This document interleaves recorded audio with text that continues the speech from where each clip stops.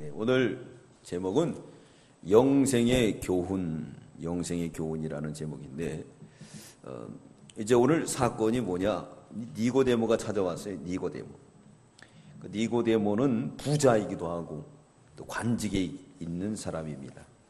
뿐만 아니라 선생이라고 하는 칭의를 얻은 사람이에요. 그 사람이 영생에 대해서 묻고 싶어서 왔습니다. 그래서 예수님이 찾아와서 당신은 하나님이 보낸 사람인 줄 믿습니다. 그랬어요. 그랬더니 우리 예수님이 거기에 대한 답변은 거듭나지 않으면 하나님의 나라를 볼 수 없다 그랬어요. 이렇게 말한 거 보니까 하나님의 나라에 대해서 늘 궁금했던 것 같아요. 중생에 대한 도리. 그러니까 니고데모가 자기의 속마음을 갖다 쫙 알아보는 그 주님 앞에서 이제 숨길 수가 없으니까 곧바로 물어봅니다. 뭐라 그러냐면 이해가 안 되는 게 뭐냐면 늙으면 어떻게 다시 날 수 있습니까? 어머니 뱃속에 들어갔다 나올 수도 없는 거고. 그랬더니 예수님께서 물과 성령으로 거듭나야 된다 그랬어요. 물과 성령으로. 그러므로 중생의 정의는 뭐라 그랬죠? 네, 죽었던 영적 사망에서 영적 생명으로 찰나적인 변동이다 그랬어요. 중생의 방법 두 가지라 했습니다. 첫째는 외적 소명, 내적 소명이죠. 외적 소명은 전도, 내적 소명은 사람이 개입할 수 있습니까? 없습니까? 없습니다. 오직 성령의 단독적인 역사다. 중생의 요소는 오늘 말한 것처럼 물과 성령, 물은 하나님 말씀, 성령은 성삼위 일체, 성부 하나님을 말하는데 그분은 말씀을 가지고 역사를 해요. 그때 말씀 믿으면 반드시 역사가 납니다. 중생의 필요성은 남에서 죽은 영혼이기 때문에 필요합니다. 중생한 영혼의 본질, 범죄합니까? 안 범죄합니까? 범죄하지 않죠. 그리고 전인격의 변화다. 전인격의 변화. 중생한 결과는 하나님의 나라를 볼 수 있다. 하나님의 나라를 늘 봐야 돼요. 그러면 니고데모는 중생을 하지 않았는가? 제가 볼 때는 이 니고데모가 그래도 이게 중생을 한 것으로 봐야 돼요. 왜냐하면 주님을 찾아왔잖아요. 근데 아직 믿음이 어려요. 그래서 우리 예수님 말씀하죠. 뭐라 그랬느냐? 넌 선생이면서도 이걸 모르냐 그랬어요. 믿음이 어리면 이 깨달을 수가 없어요. 그러기 깨닫는 자가 돼야 됩니다. 우리 10절 읽겠습니다. 시작. 예수께서 가라사대 너는 이스라엘의 선생으로서 이러한 일을 알지 못하느냐. 선생인데 이러한 일. 근데 이 니고데모가 어떤 사람이죠? 성경 능통한 박사예요, 박사. 선생이기도 하고. 근데 깨달음이 없는 거예요. 영적인 깨달음. 성전 방마당만 밟고 다녔습니다. 그래서 깨달음이 없었기 때문에 자라나지를 못했죠.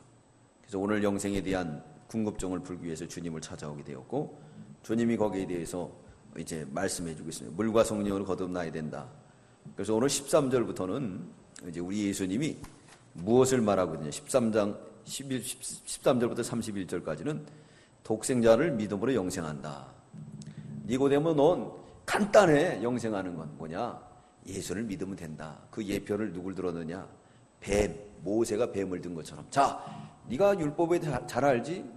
자, 이스라엘 백성들이 광야길 가면서 원망하다가 불뱀에 몰려 죽었지 않느냐? 근데 하나님께서 모세에게 놋뱀을 만들라고 그랬다. 놋뱀. 그래서 놋뱀을 바라본 사람은 다 살았다는 거예요. 그게 뭐 예언적인 의미를 가지고 있는데 그분이 다 누구냐? 예수 그리스도. 그래서 그분이 오셔서 십자가에 못 박혀 돌아가시고 부활 승리함으로 너희는 살아날 거야. 그분을 믿으면 바로 뭐하냐? 영생을 얻게 된다. 할렐루야. 아주 쉬운 방법을 가르쳐 줬습니다. 영생의 방법. 그래서 오늘 14절, 13절부터 15절까지 읽겠습니다. 시작. 하늘에서 내려온 자, 곧 인자 외에는 하늘에 올라갈 자가 없느니라. 모세가 광야에서 뱀을 든 것 같이 인자도 들려야 하리니 이는 저를 믿는 자마다 영생을 얻게 하려 하심이라. 하늘에서 내려온 자, 이 예수님 말이에요. 그 인자 외에는 하늘에 올라갈 자가 없다는 이 말씀은 뭐냐면 예수 그리스도께서 십자가와 부활로 또 승천할 것을 의미하고 있습니다. 그걸 믿으면 된다는 거예요. 그래서 예를 들었죠. 14절에는 모세가 광야에서 뱀을 든 것처럼 그분을 믿어야 된다. 그래서 요한 사도행전 4장 12절에 보면 다른 이름으로서는 구원을 얻을 수 없나니 오직 예수 그리스도로만이 구원을 얻게 되는 겁니다. 그 예표가 바로 놋뱀이에요. 그 놋뱀 대신 예수 그리스도를 바라보면 다 살아나게 됩니다. 예수 그리스도, 그분을 믿으면 된다는 거예요. 이렇게 지식적인 신앙인들은 지식만 알지 영적인 면을 모르기 때문에 이 니고데모도 그렇게 풍부한 율법을 가지고 있으면서도 불구하고 깨닫지 못했는 거예요. 깨닫지 못했다는 것은 선생을 잘못 만났어요. 그러니까 선생, 스승을 누구를 만나느냐에 따라서 이게 큰 축복입니다.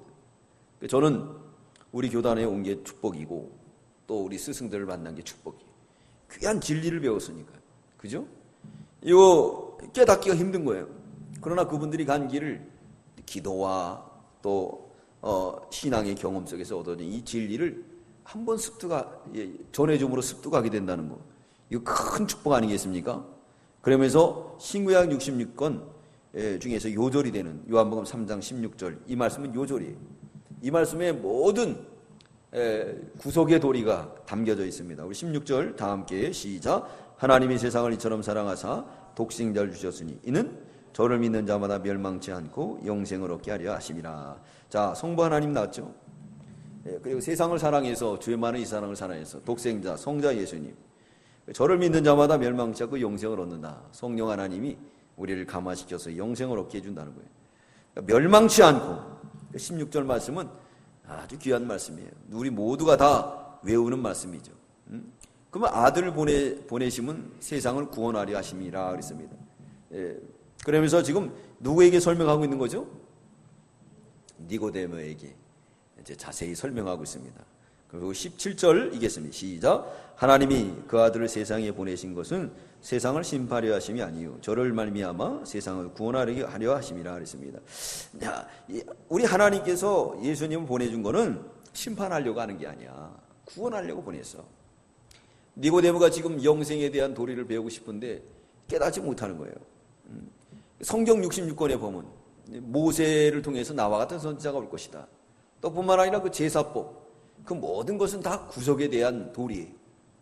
근데 그냥 문자적으로만 배웠지 거기에 신령한 말을 깨닫지 못했어요. 그래서 우리 예수님이 11절에 말씀하죠. 뭐라고 말씀하십니까?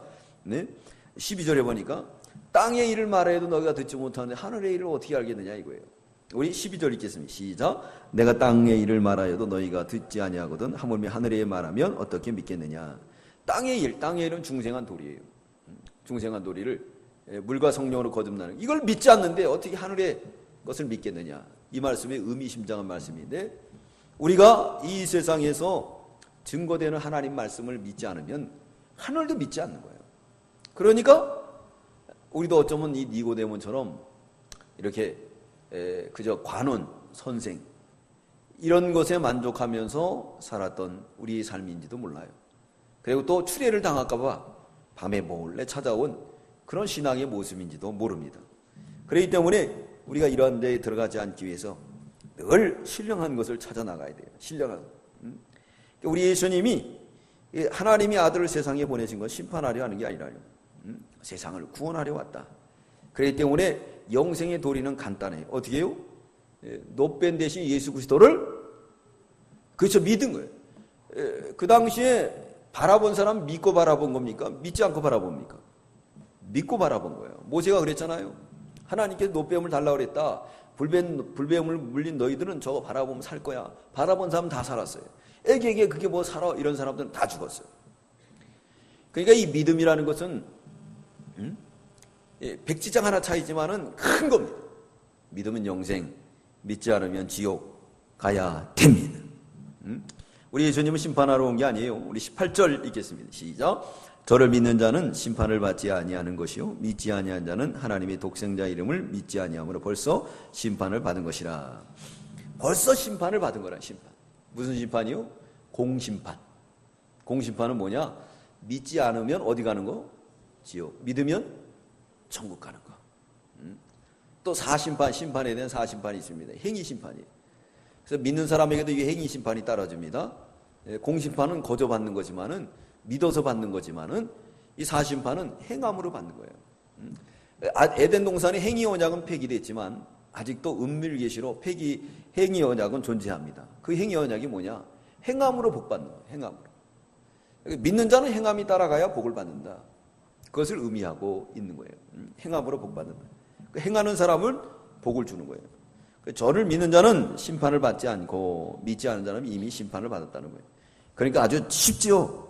믿는 거예요. 그러면서 19절에 말씀하고 있어요. 19절 시작. 그 정죄는 이것이니 곧 빛이 세상에 왔을 때 사람들이 자기 행위가 악함으로 빛보다 어둠을 더 사랑한 것이라. 심판을 받아야 될 이유는 뭐냐?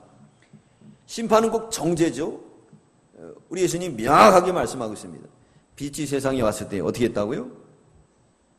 사람들의 행위가 악함으로. 그래서 어둠에 있는 거예요. 어둠에 쌓여 있습니다.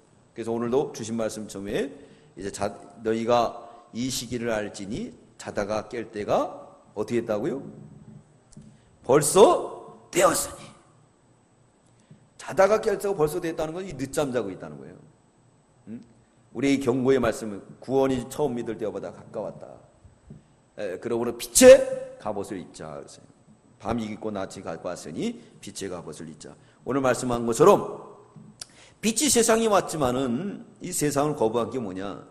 악함으로 자기 행위가 다 드러날까봐, 자기 행위가 뽀록 날까봐 그런 경우가 있어요. 그래서 핸드폰도 이거 잠금 장치 해준 분들, 부부간에도 잠금 장치 해놓잖아요. 그 문제 좀 있는 거예요. 그죠? 거기에 무슨 문제가 있으니까 잠금 장치를 해놓은 거 아니겠습니까? 네. 그러니까 이 잠금 장치를 해놓으면은 문제가 있는 거예요. 그래서 부인이 이거 뜯어보려고 막 그래. 몰래. 어떻게 하든지 비밀번호 알아가지고. 그러면 거기에 무슨 문제가 있는 거예요. 그죠? 부인도 그렇고. 그러니까 이 부부간에 서로 뭐 사생활이라 해서 이 잠금 장치 이런 거 해놓으면 안 될 것 같아요. 제가 볼 때는. 맞죠? 아무도 대답 안 하시네. 그러니까 사생활 보호해줘야 된다 이거예요. 네? 뭐가 굴리는 게 있으니까 그럴 거 아니에요. 굴리는 게 없으면은 그럴 필요가 없는 거 아니에요. 그죠? 네, 다 오픈되어 있어야 되잖아요. 근데 뭔가 굴리는 게 있기 때문에 그런 거 아니겠습니까? 그러니까 우리는 이 굴리는 게 없어야 돼요. 믿어야 돼요, 서로. 믿고 그러고 살아야 됩니다. 어둠에 있는 사람들은 빛을 싫어해요. 자기가 다 드러나니까. 드러나니까 그 가운데 들어가게 됩니다. 왜냐? 여기 19절 다시 한번 읽겠습니다. 시작. 그 정죄는 이것이니 곧 빛이 세상에 왔을 때 사람들이 자기 행위가 악함으로 빛보다 어둠을 더 사랑한 것이다. 자기 행위가 악하기 때문에 빛보다 뭘 더 사랑해요? 어둠을 더 사랑하는 거예요. 어둠을. 빛보다도. 그렇기 때문에 이 세상은 망할 사람들은 어둠을 더 사랑합니다. 어둠을. 일하는 것보다도 노는 걸 더 좋아해요. 그죠? 빛은 일을 하는 거예요. 낮이와 같이 단정히 행하잖아요. 그러나 이 어둠은 노는 거예요. 방탕하고 술 취하고. 어둠에서 죄악이 이루어지는 겁니다. 우리 믿는 성도들은 이제 빛보다는 어둠을 더 좋아하는 그런 자리에 들어가면 안 돼요. 항상 빛을 사랑해야 될 줄 믿습니다. 사람은 실수할 때가 있어요. 그렇지만 그 빛을 보고 그리고 회개하면 돼요. 회개할 때 잘못했다라고 그런 게 더 좋다고 그랬습니까? 불쌍히 여겨달라는 게 좋다고 말씀드렸습니까? 불쌍히 여겨달라. 맨날 잘못했다 그러지 말고 좀 불쌍히 여겨달라고 그래요. 저도 양심이 있으니까 잘못했다는 말을 못하고 그죠? 불쌍히 여겨달라고 하나님 앞에 그렇게 기도합니다. 그렇기 때문에 우리는 이 세대가 이렇게 악하기 때문에 그렇다. 그리고 예수님이 지적해 준 거예요. 우리 20절 읽겠습니다. 시작. 악을 행하는 자마다 빛을 미워하여 빛으로 오지 아니하나니 이는 그 행위가 드러날까 함이요. 네. 행위가 드러날까 봐. 행위가 드러날까 봐. 그러면서 21절에 말씀하고 있습니다. 시작. 진리를 쫓는 자는 빛으로 오나니 이는 그 행위가 하나님 안에서 행한 것임을 나타내려 함이라 하시니라. 자, 니고데모가 언제 찾아왔죠? 밤에. 그러니까 니고데모도 밤에 속한 사람이에요. 그래서 예수님이 그걸 알고 회개를 시키는 거예요. 지금 말씀을 통해서. 자, 빛은 왔는데 이 밤을 좋아하니 생각이 악하기 때문에 밤을 좋아하기 때문에 빛을 배척한 나간다는 거예요. 그러니까 니고데모도 왜 밤에 찾아왔습니까? 출교당할까 봐. 그리고 세상 말로 창피해서. 더 좀 은어를 쓰면 안 되겠죠. 그죠? 창피해서 내가 저런 촌띠기한테 배워야 돼? 그러면서도 영생에 대한 궁금증이 있으니까 또 볼 때 정말 하나님 보낸 사람 같으니까 이걸 안 따라가면 내가 하나님 앞에 벌을 받을 것 같으니까 그래도 그 마음에 중생을 했으니까 그래서 찾아온 거야. 그래서 예수님이 그걸 지적해 주기 너는 비겁한 인생이야. 그러면서 지적해 주는 거예요. 너는 밤을 좋아하는 인생이야. 밤을 좋아하는 인생이야. 그러면서 믿어라. 진리를 쫓는 자는 빛으로 오나니 그랬어요. 그 행위가 하나님 안에서, 여기가 우리 21절이 중요한 겁니다. 우리 읽겠습니다. 시작. 진리를 쫓는 자는 빛으로 오나니 이는 그 행위가 하나님 안에서 행한 것임을 나타내게 하려 합심이라 그랬어요. 빛을 싫어하는 사람은 그 행위가 악해요. 그래서 드러내려고 그러지 않습니다. 그러나 빛을 좋아하는 사람은 어떻다고요? 그 행위가 하나님 앞에 드러나길 좋아한다는 거예요. 그 행위가.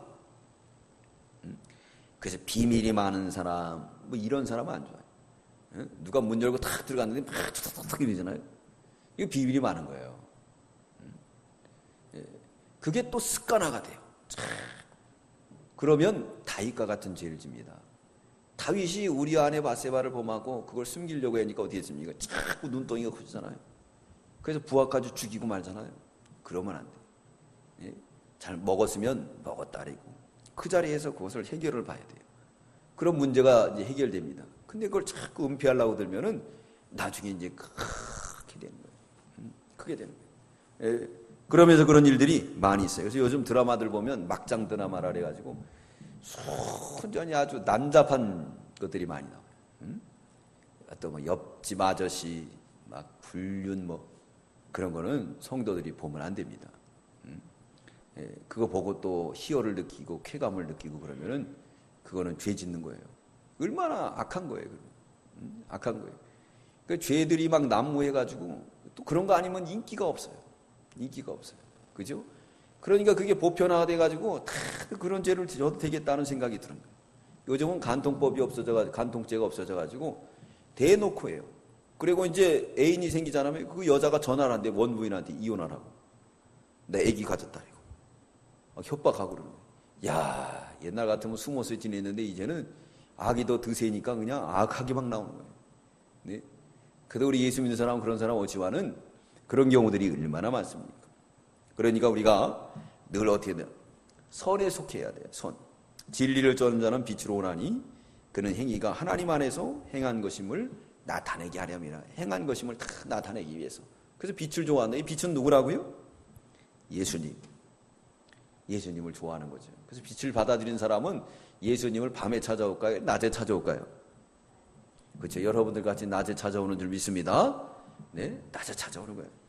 빛을 좋아하니까, 빛에 속하니까 그렇게 되는 겁니다. 그러므로 우리는 예수 믿는 사람은 이렇게 됩니다. 예수 믿지 않는 사람은 아는 사람은 행위가 악해요. 어둠을 더 사랑합니다. 행위가 드러날까 봐 자기를 자꾸 은폐합니다. 다윗처럼. 그러다 결국은 더 큰 죄를 짓게 된다는 거예요. 오늘 22절부터 이제 30절까지, 오늘 21절까지는 니고데모와의 대화예요. 거기서 우리 예수님이 어둠에 찾아온 니고데모를 지적하고 중생의 도리를 가르쳐줬어요. 그러니까 이때 돌아간 이 니고데모가 믿음이 좋아져서 훗날에는 예수님이 십자가에 못 박혀 돌아가셨을 때 향유를 바치게 됩니다. 믿음이 점차로 좋아지는 거죠. 오늘 22절부터 30절까지는 세례 요한이 나오는데, 그래서 세례 요한의 겸손이다 그랬어요. 세례 요한. 오늘 세례 요한이 요단강 근처에서 이제 세례를 주게 되었습니다. 그래서 여기 어디서 세례를 줬느냐? 예수님도 살렘에 가까운 에노시라는 곳이 있는데, 에노시라는 뜻은 샘이라는 뜻입니다. 근데 거기에 세례를 받을 만한 많은 물이 있었대요. 그래서 그것은 요단강 서쪽 지점에 위치하고 있다고 합니다. 근데 예수님도 거기서 세례를 주고 있었어요. 그런데 요한의 제자들이 요한에게 와서 말하는 거예요. 선생님, 당신이 세례 주고 당신이 증거한 그 예수가 저기서 세례를 주는데요, 글로 가는 사람이 많습니다. 그랬습니다. 그랬더니 세례 요한이 어떻게 했느냐? 세례 요한이 거기에 대해서도 밝히 깨닫고 오히려 겸손하게 되었습니다. 그래서 뭐라 그랬느냐? 그는 흥하고 나는 세해도 된다. 그분이 바로 내가 증거한 그분이다. 밝히 증거해요. 그러므로 세례 요한의 겸손 첫 번째, 자기를 부인했다. 이 겸손이라는 거는 자기를 부인하는 거예요. 그래서 우리 운동선수들 보면 그러죠. 홈런을 잘 치는 친구들 보면은 딱 치고 나서 어때요? 우리 팀이 도와줬다 그러면은 그 인터뷰하는 그 사람이 빛이 나잖아요. 그죠? 근데 지가 잘났다 그래봐. 에이, 저건 꼴보기 싫어. 이런 식이 되는 거예요. 자기를 부인하는 거예요. 성경에 보면 우리 예수님은 두 가지 가지고 있죠. 성품이. 마태복음 11장 28절에 예수님 마음은 어떻다고요? 겸손하다 그랬어요. 겸손하다. 예수님도 자기 부인을 철저히 했어요. 철저히 했습니다. 그러면서 우리 예수님이 뭐라 하면 내가 이 세상에 온 것은 내 뜻을 행하려 하는 게 아니야. 아버지의 뜻을 행하려 왔다 그랬습니다. 아버지의 뜻을. 이게 바로 예수님의 겸손이에요. 진정한 겸손은 자기를 부인하는 거예요. 그러니까 세례 요한이 철저하게 자기를 부인했기 때문에 성경에서 겸손하다 말하고 있는 거예요. 또 바울 역시도 겸손합니다. 바울이 큰 기사와 이적을 이룰 때 이 바울을 갖다가 하나님으로 추앙했습니다. 그럴 때 나는 종이다 부인하는 거예요. 베드로도 역시 고넬료의 집에 가니까 고넬료가 엎드려서 절을 했어요. 그럴 때 베드로가 나도 너하고 똑같은 사람이다. 그러면서 영광을 하나님 앞에 돌렸습니다. 이게 겸손이에요. 그래서 진리를 아는 사람, 말씀을 제대로 배운 사람은 다 하나님께 영광을 돌려요. 하나님께 영광을 돌려요. 그렇지 않으면 그 영광을 자기가 취합니다. 그래서 벌레에 물려 죽은 사람 있죠? 그 사람이 누구예요? 헤롯 왕이에요. 하나님의 영광을 도둑질하다가 벌레에 물려서 죽었어요. 느부갓네살 왕도 역시 하나님의 영광을 도둑질했어요. 그래서 이 바벨론 제국을 뭐라 합니까? 이거 나의 도성으로 나의 이름을 높이고 나의 위엄을 삼으리라. 낯소리 세 번 하다가 짐승이 되어버리고 말았어요. 그 하늘을 우러러 본 순간에 하나님의 총명이 돌아왔다. 하나님을 인정할 때 하나님의 총명이 돌아오는 거예요. 이게 바로 하나님이 주신 은혜입니다. 롯데그룹도 저렇게 교만하다 보니까 하나님이 치시는 거예요. 하나님이 드러내는 거예요. 앞으로 이제 대기업들도 교만하면 이제 그렇게 되는 거예요. 근데 정주영 회장이 저렇게 복을 받을 수 있었던 비결이 뭐였냐면요. 정주영 회장은 그 사업에 대한 귀재라 그래요. 중동에 갔는데 중동에 있는 이 사업이 너무나도 방대하더래요. 자기가 사인할 수도 있는데 뭐라고 그랬느냐면 나는 이 사인할 권리가 없다는 거예요. 사인할 사람은 오직 넘버원 하나 있다. 그분이 누구냐? 박정희 대통령. 그래서 박정희 대통령이 이뻐했다는 거예요. 그래서 가서 박정희 대통령이 사인하는 바람에 중동에 물꼬가 터지고 그래가지고 우리 외화를 얼마나 많이 불러왔어요. 그러니까 그때부터 그냥 재벌로 성장하게 되었지 않습니까?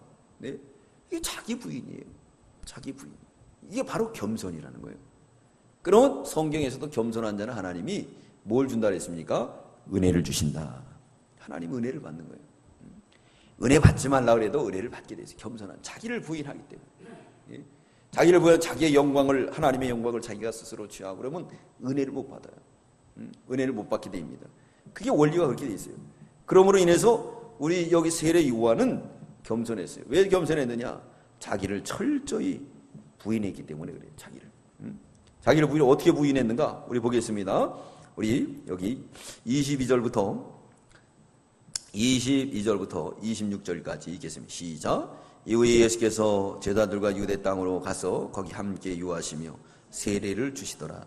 요한도 살렘 가까운 에논에서 세례를 주니 거기 물들이 많음이라. 사람들이 와서 세례를 받더니라. 요한이 아직 옥에 갇히지 아니하였더라. 이에 요한의 제자 중에서 한 유대인으로 더불어 결례를 대하여 변론이 되었더니 저희가 요한에게 와서 가로되 납비오 선생님과 함께 요단강 저편에 있던 자 곧 선생님이 증거하시던 자가 세례를 주매 사람들이 다 그에게 가더이다.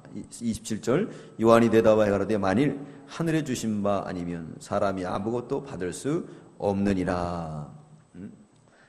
이건 하늘에서 온 권세라는 거예요. 그러면서 오히려 감사했습니다. 이거 보면요. 인간의 마음을 가지고 내가 인도하던 사람들이 떠났단 말이에요. 근데 창조주한테 갔어요. 시험 들을 수도 있습니다. 그러나 밝게 깨달아서 뭐냐냐. 그런 겸손, 자기를 부인했어요. 그분은 바로 누구냐? 창조주라는 거예요. 하나님이 보내신 분이고 내가 증거한 분이다. 하나님 나라가 잘 되는 것을 더 기쁘게 여긴 자기를 부인하는 이런 사람인 것을 알 수가 있어요. 그러므로 우리도 자기를 부인하는 그런 겸손한 신앙의 사람들이 되시기 바랍니다. 자기를 잘 부인해야 돼요. 자기를 부인해야 하나님이 높여줍니다. 잠언 4장 8절에 보면 그를 높이라 그리하면 그가 너를 높이 들리요 그를 부으면 그가 너를 영화롭게 하리라 그랬습니다. 9절에는 그가 아름다운 관을 내 머리에 두겠고 영화로운 면류관을 내게 주리라 하였느니라 그랬습니다. 하나님 앞에 영광을 돌리는 거예요. 그러면 하나님께서 우리도 높여주시고 인도할 줄 믿습니다. 두 번째, 세례 요한의 이 겸손. 겸손은 진리를 순종하는 거예요. 겸손이라는 것은 두 가지예요. 자기를 부인하고 진리는 뭐냐? 성경 말씀을 순종하는 거예요. 그게 바로 뭐냐면 그게 바로 겸손이에요. 겸손입니다. 근데 그냥 사람들이 이게 겸손이 아니에요. 자기를 부인하고 그리고 진리를 쫓아가는 거예요. 진리라고 하면 그 진리에 쫓아갑니다. 하나님 말씀에 순종하는 거예요. 그래서 우리 예수님도 하늘의 영광 보좌를 내놓고 이 땅에 오신 것은 하나님의 뜻이기 때문에 진리를 쫓아서 오신 줄 믿습니다. 성경 말씀을 우리가 순종을 해야 돼요. 성경 말씀을. 성경이 우리에게 뭘 말하고 있는가? 그 말씀에 따라서 우리가 순종할 때 하나님이 우리에게 복을 주십니다. 오늘 아침에도 주신 말씀은 성경의 말씀이에요. 그 성경 말씀 뭡니까? 재림 준비라고. 재림 준비. 자다가 벌써 깰 때가 되었다. 이미 시기가 지났다는 거예요.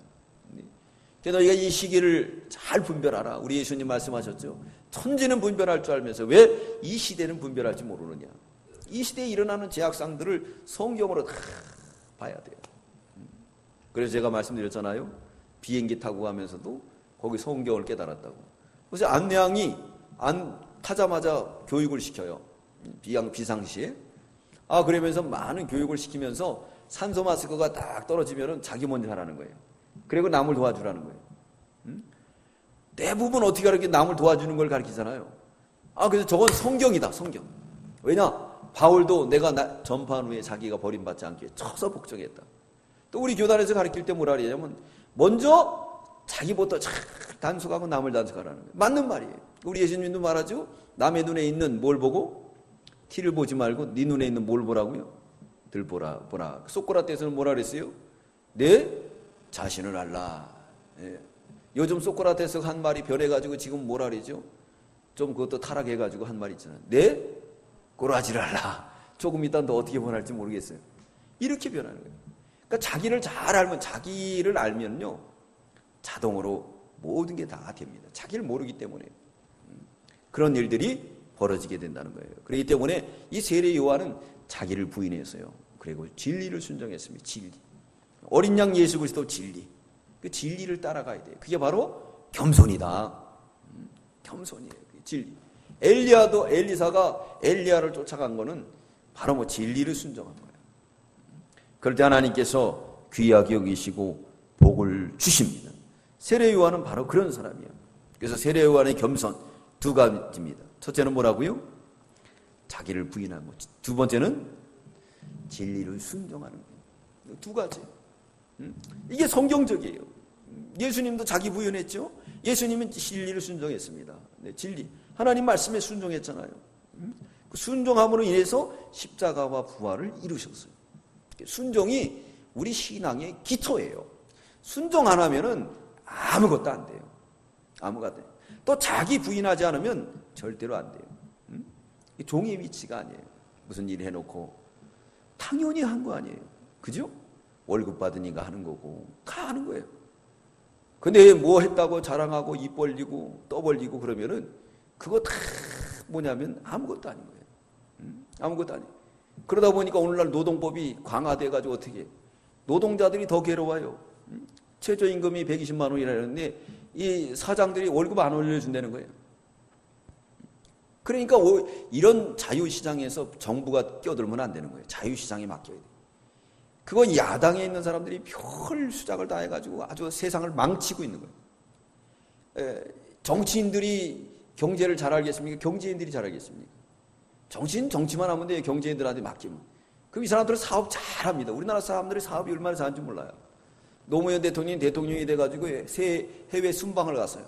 그래갖고 놀랐는데 뭘 놀랬냐면요. 나 이렇게 우리나라 기업이 여기 와 있는지를 이렇게 하는지도 몰랐다고 스스로 얘기를 했어요. 스스로 얘기를 했어요. 그 많이들 앞에서 놀랬다는 거예요. 그러니까 여기서 싸울 줄만 알았지 무슨 경제를 할 줄 알았나요? 그래도 어떻게 그냥 대통령이 돼버렸는데 경제는 뭘 알아요? 아무것도 모르죠. 나가보니까 경제인들 머리 좋습니다. 우리나라 사람들 얼마나 머리가 좋냐. 그 사람 자유시장에 맡겨야 돼요. 그러면 노동자도 좋고 다 좋아요. 괜히 정부가 껴들어가가지고 최저임금제를 국회에서 만들고 막 법안을 만들고 그러니까 사업주들은 어떻게 하느냐 더 세게 나오는 거예요. 더 세게. 그것밖에 안 올려준다는 거예요. 그것만 딱 주고 일 시켜먹고 법 테두리에서. 그러니까 일하는 사람들은 월급이 뜨진 않아요. 그 인턴이 생기는 거예요. 인턴이. 이 사업자들이 인턴 세우는데 얼마나 빡세게 부려먹는지 엄청 부려먹고 잘라버리는 거예요. 근데 좋은 거예요. 얘네들이 또. 왜 그러느냐? 또 있으면 또 말썽 부리고 쟁의 운동할까봐 다 잘라버리는 거예요. 우리 4층에도 지금 KT 협력업체가 들어왔는데 KT가 다 외주를 주는 거예요. 간부들만 남아있고. 왜 그러느냐? 맨날 대모하고 싸우니까. 외주 주면 좋아요. 걔네들 막 돈만 주면 되니까. 네? 알짜배기는 KT가 다 먹는 거예요. 서울시도 전부 그 외주 주잖아요. 예? 싸우기 싫으니까 돈만 먹겠다는 거예요. 이게 다 뭐냐면 경제의 원리에 따라서 자유시장에 맡기지 않고 이거를 이제 너무 정부가 규제를 하는 거예요. 또 이렇게 경제가 너무 그냥 자유시장에서 잘못되어 버리면 정부가 개입을 해야 돼요. 근데 이건 너무 크게 개입을 하다 보니까 사업자들이 사업을 못하겠고 다들 힘든. 그것이 부메랑이 누구에게 돌아오느냐? 다 우리들에게 돌아오게 돼 있는 겁니다. 우리들에게 돌아오게 돼 있는 거예요. 네. 그렇기 때문에 우리는 자기를 부인하고 진리에 순종하고 그런 겸손으로 나가야 돼요. 그러면 하나님께서 우리에게 놀라운 은혜와 복을 주실 줄 믿습니다. 세례 요한은 그걸 알았어요. 그렇기 때문에 자기 부인을 철저히 했어요. 우리 예수님이 간 길이에요. 우리도 그걸 배워가지고 그렇게 가야 돼요. 하나님께 영광을 다 돌려야 돼요. 나의 나 된 것은 어떻게 한다고요? 하나님의 은혜로 된 것이니 내게 주신 은혜가 헛되지 아니하여 내가 모든 사도보다 수고하였으나 내게 한 것이 아니요 오직 하나님이 한 것이다. 얼마나 아름다운 말이에요. 왜 자기가 했다는 저기 했다는 그러면 하나님의 나라가 없어집니다. 그래서 의와 평강과 희락의 세계 없어지고 거기엔 어둠이 들어가요. 어둠이 들어가면은 불만, 불평, 원망, 당을 짓게 되고 그러다가 죄를 짓는 거예요. 하나님의 나라는 의와 평강과 희락의 세계. 자기를 부인하고 그러면 자기는 더 높아지는 거예요. 하나님이 더 높여주시는 거예요. 그렇기 때문에 우리는 세례 요한처럼 이렇게 자기를 부인하고 진리를 잘 순종하는 그런 믿음의 사람들 다 되시기 바랍니다. 그래서 그분은 뭐라 그랬느냐? 그는 흥하고 나는 쇠하여야 되리다 그랬어요. 이게 바로 세례 요한의 겸손이에요. 겸손. 오늘 여기 31절부터 36절까지 보면은 위로부터 오신 예수님을 밝히 증거했어요. 세례 요한의 겸손, 또 세례 요한이 이 겸손하기 전에 또 신앙이 있습니다. 세례 요한의 신앙. 그 첫 번째는 무슨 신앙이 있느냐? 신부의 친구로도 감사하는 신앙. 제자들이 말하고 있죠. 뭐라고 그랬느냐? 당신한테 배운 사람들이 다 갔다는 거예요. 갔다고 하는데도 세례 요한은 뭐라고 그랬느냐? 거기에 대해서 29절에 말씀하고 있습니다. 29절, 30절 읽겠습니다. 시작. 신부를 취하는 자는 신랑이나 서서 신랑의 음성을 듣는 친구가 크게 기뻐하나니 나는 이러한 기쁨이 충만하였노라. 네, 그건 다음에 읽고요. 여기 자기를 뭐라고 했느냐? 신랑의 친구 정도로. 그러면서 뭐라 그랬죠? 크게 기뻐했다. 예수님이 잘 되는 것을 기뻐했어요. 신부의 친구로 남는 신앙. 신부의 친구로 남는 신앙. 이렇게 신부의 친구로 남는 신앙. 우리 29절 다시 한번 시작. 신부를 취하는 자는 신랑이나 서서 신랑의 음성을 듣는 친구가 크게 기뻐하나니 나는 이러한 기쁨이 이게 얼마나 큰 신앙이에요. 그죠? 남이 잘 되면 배가 아파요. 슬슬 배가 아파요. 네. 근데 이게 아니에요. 정말 이 결혼식에서 친구가 결혼식 하는 걸 보고 기뻐하는 거예요. 예수님을 잘 되는 것을 보고 신부의 그 친구가 되는, 신랑의 친부가 되는 그런 신앙을 가졌어요. 그래서 우리 로마서에도 말씀하고 있잖아요. 뭐라 그랬습니까? 남이 너를 핍박하는 자를 축복하고 그 즐거워할 때 함께 즐거워하라 그랬죠. 로마서 12장 15절. 로마서 12장 15절. 우리 다 함께 읽겠습니다. 로마서 12장 15절 시작. 즐거워하는 자들로 함께 즐거워하고 우는 자들로 함께 울라.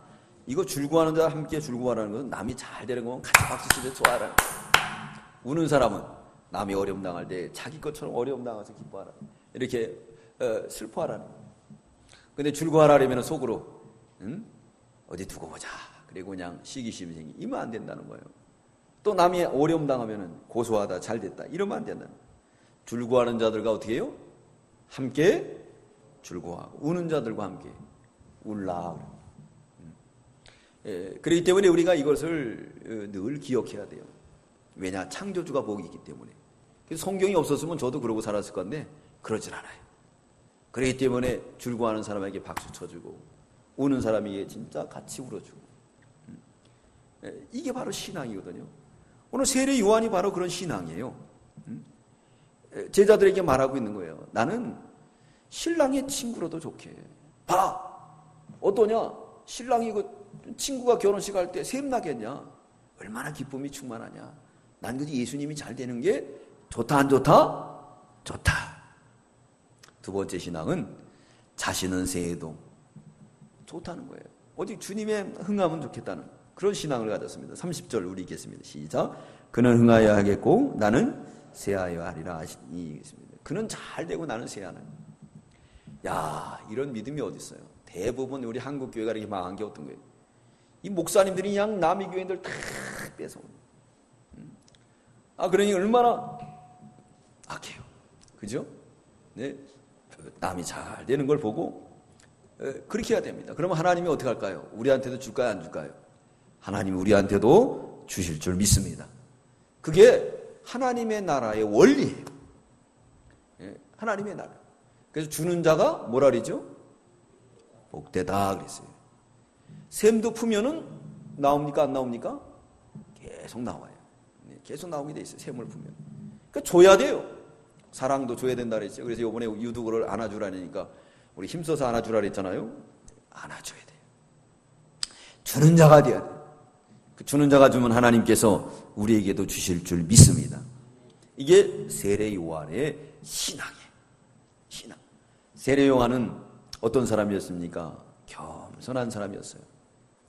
겸손한 사람은 두 가지를 가지고 있다 그랬습니다. 첫째, 어떤 사람이 겸손하다고요? 자기를 부인하고 진리를 순종한 거예요. 이거는 이제 목사님한테 배운 것을 이렇게 토대로 해서 깨달은 거예요. 예수님이 간 길이고 겸손한 거다. 이게 겸손한 거. 그저 예하고 뭐 싹싹 맞고 뭐 이렇게 그게 아니에요. 진정한 겸손은 자기를 부인하고 진리를 순종하는 진리를. 진리를 따라가야 돼요. 말씀을 따라가고 진리를 따라가고. 그것이 진정한 겸손이다. 왜냐하면 예수님 표준이니까.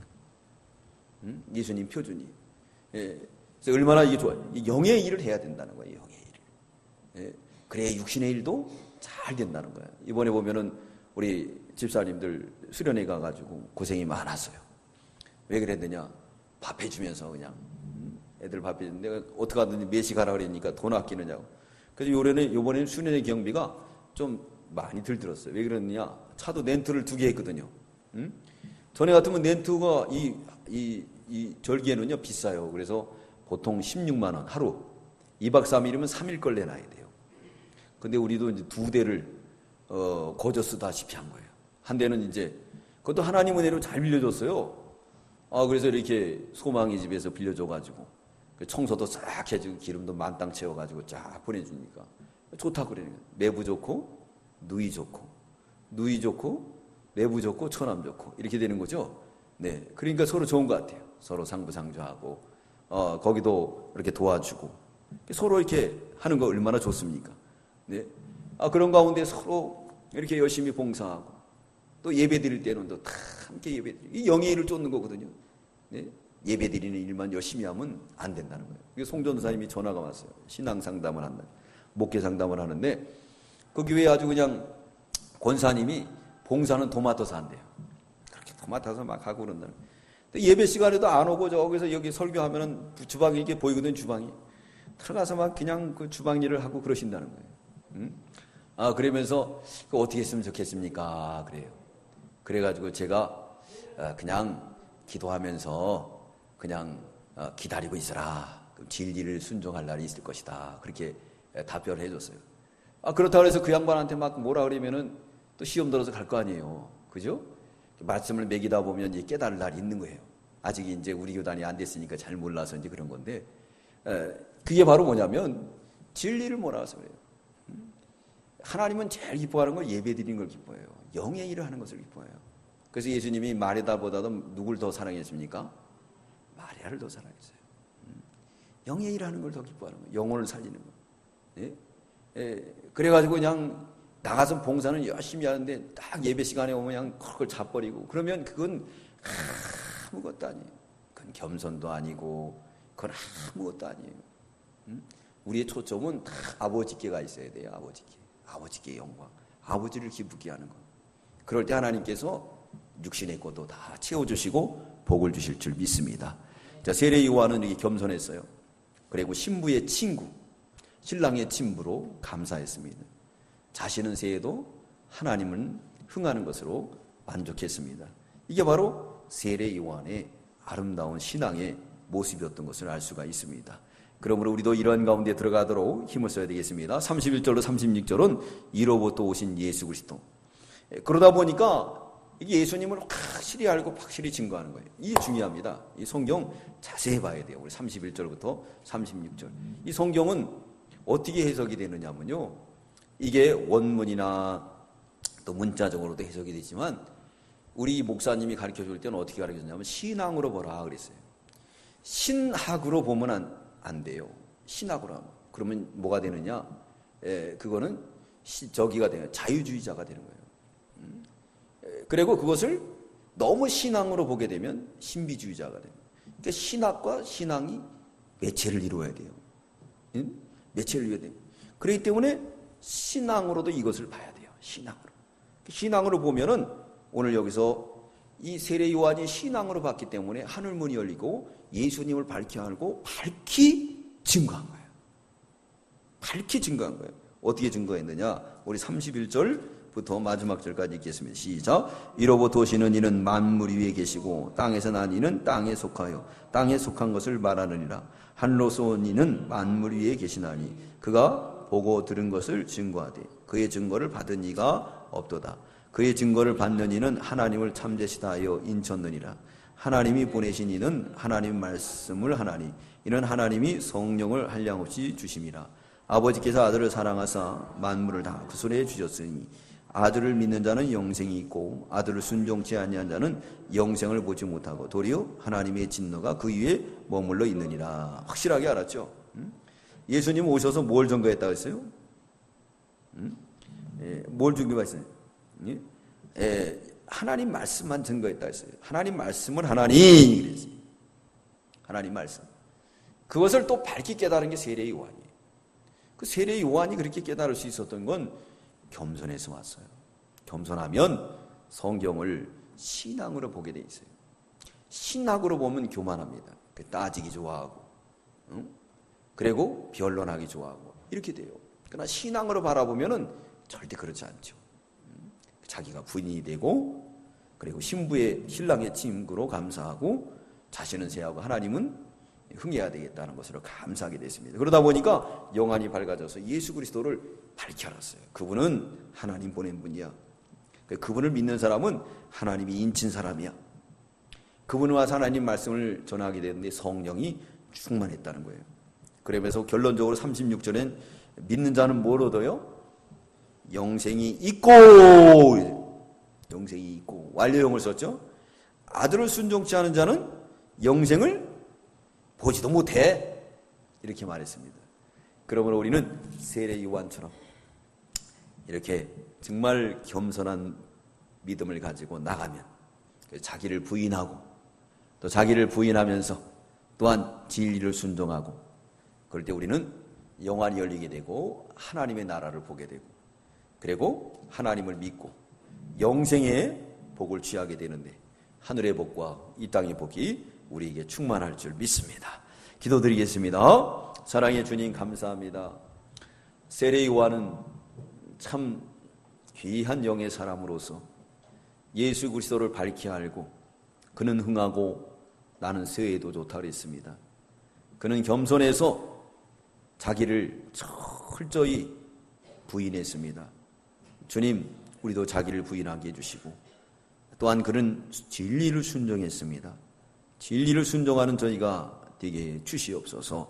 또한 세례 요한은 주님 흥하고 자기는 세에도 좋다고 그랬습니다.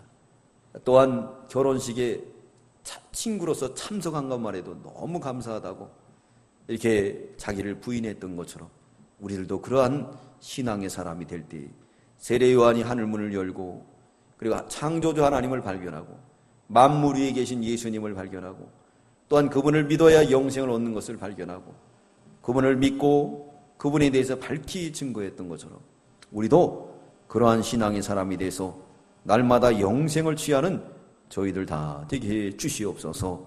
근본 수련회를 통해서 수고한 당회와 재직과 모든 기관들 또 가지 못했을지라도 찬조로 협력하며 기도로 마음으로 협력한 모든 예물 위에 우리 하나님이 축복해 주시고 또 여러 가지 환경 속에서 참석하지 못한 사랑하는 성도들 같은 은혜와 같은 복으로 채워 주시옵소서.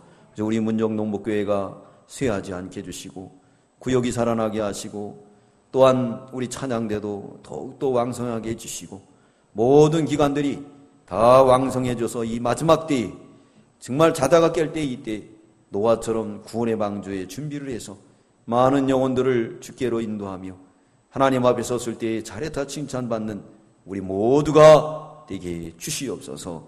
그러기 위해선 주님 기도가 필요합니다. 기도하는 저희들 되게 해주시고 순종이 필요합니다. 순종하는 저희들 다 되게 해주시고 특별히 물질도 필요합니다.